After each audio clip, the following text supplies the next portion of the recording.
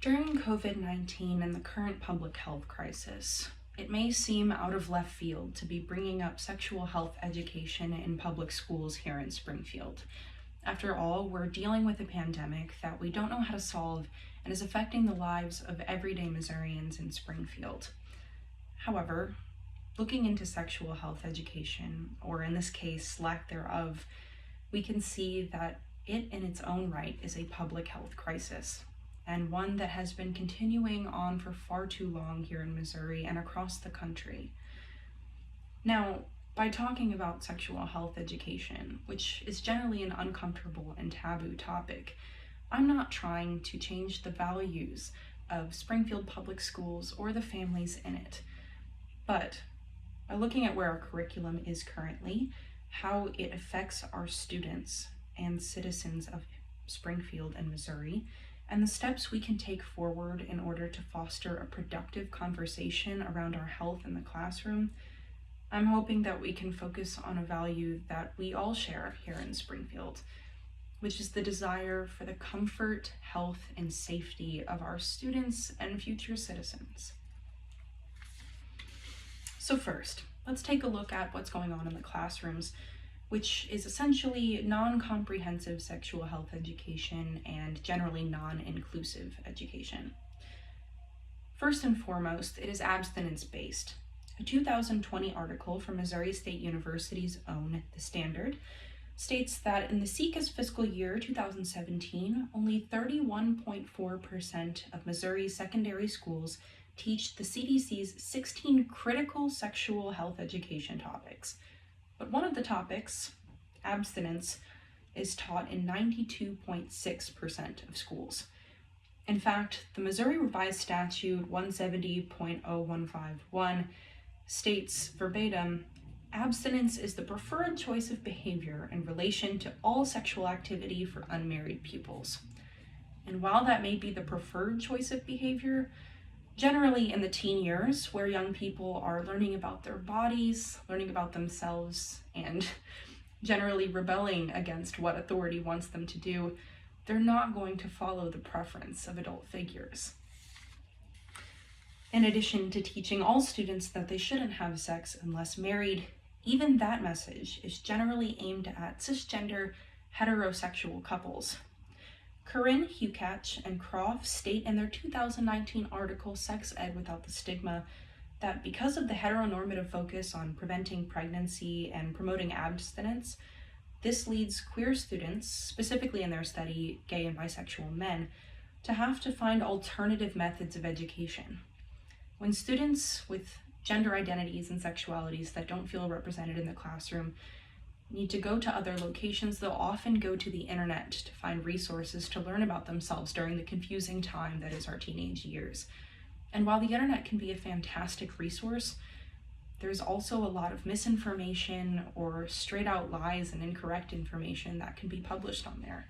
This means young people are very vulnerable to taking in information that may be against their own health and what they need to do with their bodies. And this focus on educating straight students to not have sex actually proves to be not that effective. Not only that, it is outright harmful to many. The CDC states that by the time young people leave high school, 38% have had sex, with 46% of those with no protection or condoms of any sort. So of course, teens are not doing what we would prefer here in Missouri. Teens and young adults actually have the highest rates of STDs and STIs of any age group, according to the CDC, which means that uninformed, unprotected sex that they're having is resulting in disease and discomfort for themselves. This disproportionately affects gay and bisexual men, according to the previous 2019 study, as well as other queer students, who are at a higher risk of HIV and STIs due to this lack of information that they're receiving in the classroom. But STIs aren't the only unplanned result from lack of sex health knowledge. A 2011 study by Stenger, Hall, and Hall states that the incidence of teenage pregnancies and births remains positively correlated with the degree of abstinence education across states. which is a wordy way of saying that states that promote abstinence and reject a lot of the broader topics of sexual health education tend to have much higher rates of teenage pregnancy.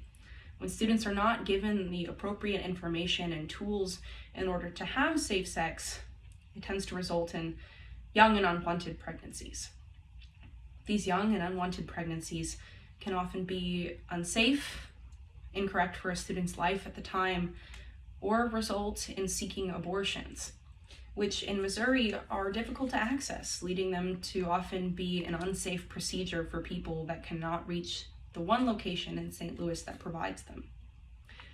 The Kansas City Star reports a finding from the United Health Foundation that Missouri has one of the worst maternal mortality rates in the country. It is 42nd out of 50 states, which means that mothers are dying when they're giving birth, whether that's due to unsafe abortions or unsafe birthing in general or underlying health conditions, or one of the worst. The World Health Organization states that almost every abortion, death, and disability can be prevented through sexual education and effective use of contraception, among other things.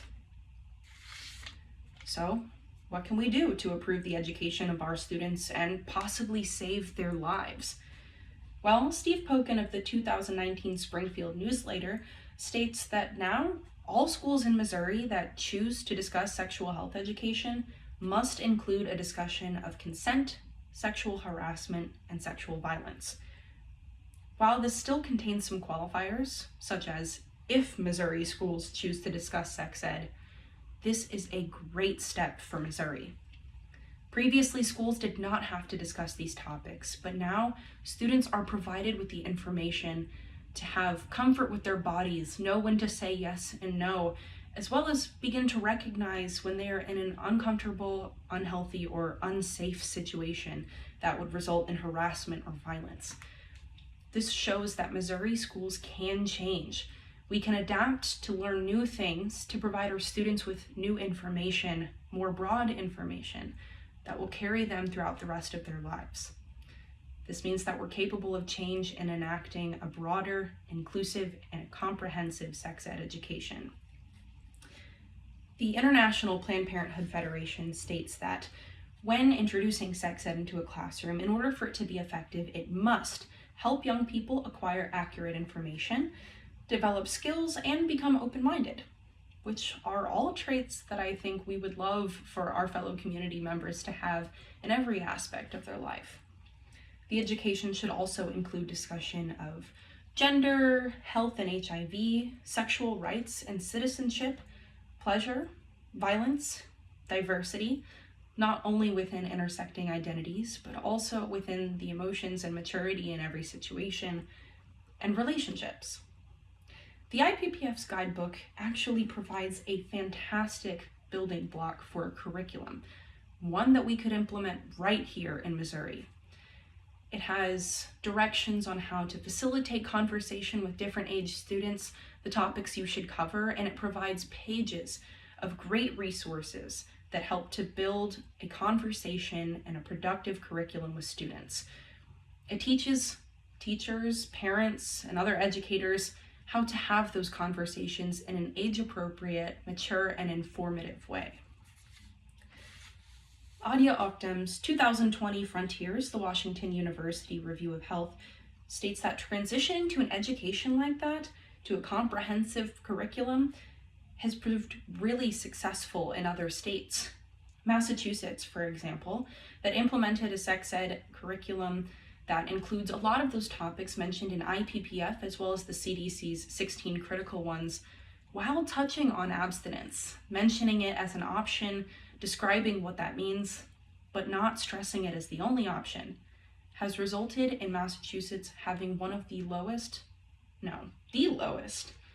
rate of teen pregnancy in the entire country. Education like this allows students to make informed decisions, and generally when they're informed, they will not be having children as young and putting themselves in unsafe situations without contraception. The UN National Library of Medicine states that students use contraceptives and do so correctly when they are educated on the topic of sex and how to do it right.